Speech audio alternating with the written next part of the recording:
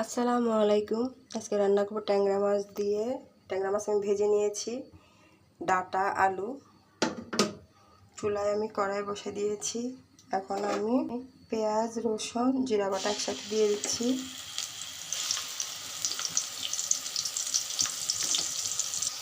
এখন দিয়ে দিব আমি হলুদ মরিচ লবণ। এটা এখন ভালো করে এটার সাথে কষিয়ে নেব। এরপরে দিয়ে দিচ্ছি আমি এখানে মরিচ ব্লেন্ডার করে রেখেছিলাম, কাঁচা মরিচ, সেটা দিয়ে দিচ্ছি। আমার মশলাটি কষানো হয়ে গিয়েছে। এর মধ্যে আমি ডাঁটা আর আলু দিয়ে দিচ্ছি।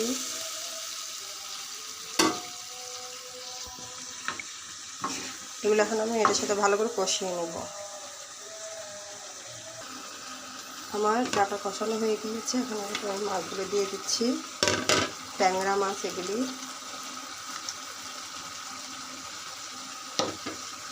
এর মধ্যে হালকা ঝোল দিয়ে দিচ্ছি। ট্যাংরা মাছের ঝোল হয়ে গেছে।